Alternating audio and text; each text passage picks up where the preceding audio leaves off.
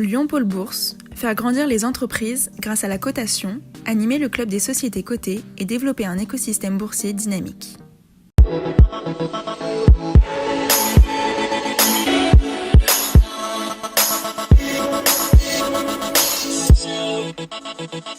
Bonjour et merci de votre fidélité au rendez-vous des valeurs régionales sur lyondécideur.com. Notre invité dans un instant, Franck Fischer, PDG d'ADUNIS, spécialiste de l'Internet des objets industriels, au lendemain de la publication de son chiffre d'affaires annuel.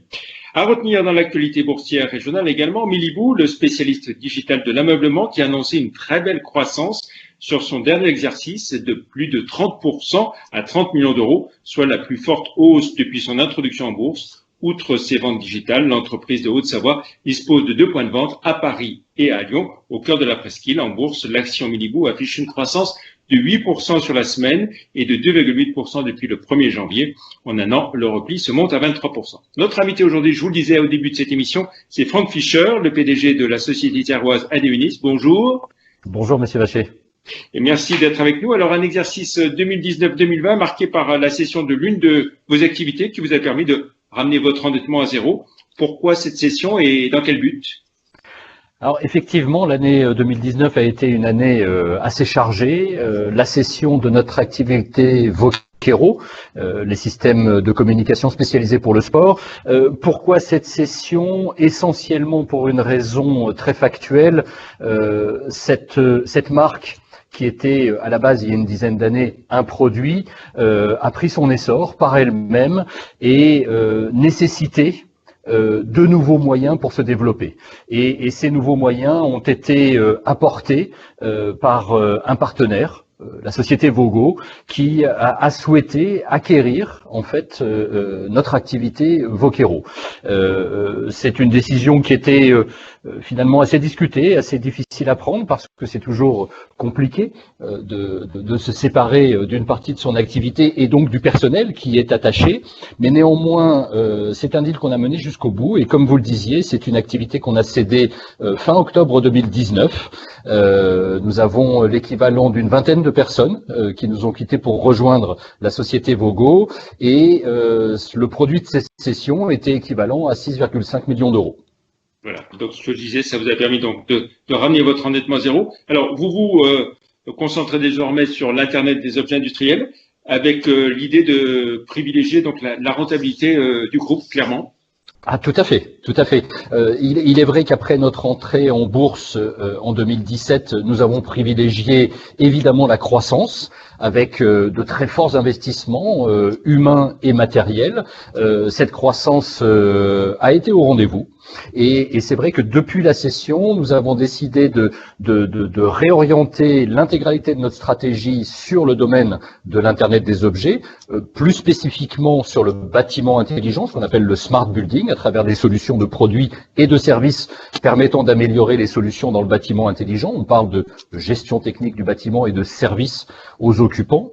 Et depuis que cette cession a été effectuée, nous avons effectivement mis en place un nouvel axe stratégique qui vise à un retour à la rentabilité le plus rapidement possible, bien évidemment. Voilà, vous privilégiez les solutions à marge importante par rapport à celles qui sont à plus faible marge, clairement, et on le voit bien dans l'évolution de votre chiffre d'affaires. Tout à fait, tout à fait. Essentiellement par l'association des produits et des services associés à ces produits. Alors, qui sont vos clients ? Vous avez évoqué donc le bâtiment. Est-ce qu'il y en a d'autres ? Tout à fait. Alors, il faut savoir qu'Adonis, effectivement, adresse le marché du bâtiment et donc les utilisateurs du bâtiment, mais sur un principe de B2B2B. C'est-à-dire que nos clients principaux sont les prestataires de services qui rendent des services d'efficacité énergétique, de gestion technique du bâtiment ou de service au bâtiment. Donc ce qu'on appelle dans le milieu du bâtiment des facility managers, c'est-à-dire des prestataires de services spécialisés. Ce sont eux nos clients aujourd'hui. Alors on va revenir sur la crise sanitaire. Comment ça s'est passé pour vous ? Vous avez mis en place un plan de continuité d'activité tout de suite ?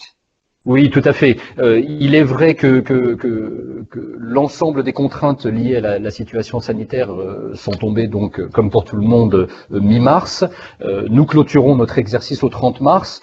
Donc c'est ce qui nous a permis finalement de finir notre exercice dans de bonnes conditions, dans la mesure où tout avait été anticipé en termes de commandes et j'allais dire de fourniture de produits et le fait de pouvoir honorer nos commandes.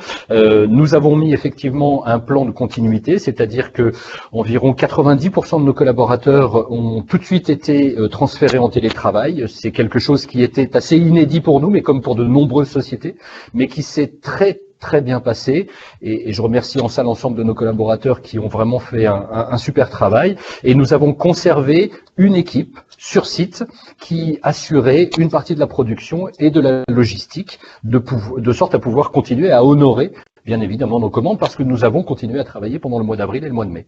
Et puis alors, vous aviez engagé d'importants efforts de relocalisation d'activités, mais il faut le dire, c'est un mouvement qui était initié avant même la crise sanitaire.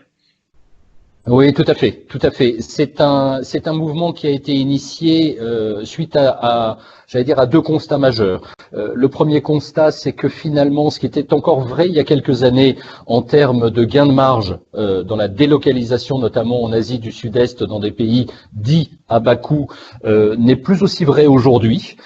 En plus de ça, nous étions exposés à une multitude de risques sanitaires, on l'a vu, risques géopolitiques, et surtout à des coûts logistiques en pleine explosion. Et le deuxième axe, qui est, j'allais dire, un peu moins factuel, c'est une volonté de la nouvelle direction de s'inscrire dans une relocalisation de nos productions, de sorte à participer, j'allais dire, à notre humble niveau, à la croissance et à une capacité à soutenir l'écosystème industriel français. Mais par ailleurs, soyons tout à fait honnêtes, ça se fait également avec des gains de marge à la clé. Et puis vous avez obtenu aussi un prêt garanti par l'État à hauteur de 800 000 euros. Oui, tout à fait. Il est vrai que l'assainissement de la situation financière de la société, vous l'avez dit, à travers le remboursement intégral de nos dettes bancaires et obligataires, nous a mis dans une situation bien évidemment plutôt confortable. Mais nous avons quand même décidé, parce que très clairement la crise liée au Covid aura un impact sur le chiffre d'affaires, non pas sur notre secteur d'activité qui reste encore très actif, mais par un décalage naturel de l'ensemble des commandes et du déploiement de nos produits. Nous avons fait appel effectivement à nos partenaires bancaires qui ont répondu présents à hauteur d'un PGE de 825 000 euros. Voilà. Et puis vous terminez votre communication, votre communiqué à l'issue de la présentation de votre chiffre d'affaires par cette mention. Vous avez donné un mandat en vue d'un potentiel rapprochement avec un industriel qui pourrait aboutir à un changement de contrôle. Ça pourrait se faire à quel horizon ? Alors c'est une information que nous avions déjà donnée à l'automne 2019. Effectivement, une observation précise du marché, une réalité de la situation autour de l'IoT et des besoins de la société pour véritablement prendre une place majeure sur le marché, nous a poussé à un rapprochement stratégique. Effectivement, nous avons mandaté une banque d'affaires pour opérer ce rapprochement potentiel, bien évidemment, parce que rien n'est sûr. En termes de délai, c'est toujours difficile à dire. Je ne vous cache pas que la crise sanitaire a un impact sur l'ensemble des délais qui sont liés à ce type d'opération, mais le mouvement est bien initié. Très bien, donc on aura des nouvelles sans doute prochainement. Pour finir, on jette un œil à votre parcours en bourse, Frank Fischer, à Denis 2,50 € à peu près, au moment où on enregistre cette émission, moins 38% depuis le 1er janvier, moins 48% depuis un an. Et oui, malheureusement, un parcours boursier qui n'est pas à la hauteur de nos attentes, mais le marché boursier a sa réalité et ses réactions. Effectivement, la société aujourd'hui a prouvé sa capacité de croissance, sa capacité de résilience par rapport à une situation, ma foi, assez complexe, et j'espère que la plupart des investisseurs en tiendront compte. Évidemment, je dirais en parallèle que malheureusement beaucoup de small cap technologiques comme nous ont subi depuis quelques mois effectivement de très fortes dévalorisations sur le marché. C'est vrai, très bien. Merci beaucoup Frank Fischer d'avoir été notre invité dans Bourse et Valeurs. Merci à vous, c'était un plaisir comme d'habitude. Sur les sites live.renext.com et zonebourse.com. Je vous souhaite un très bon week-end. Merci, au revoir. Au revoir. Au revoir.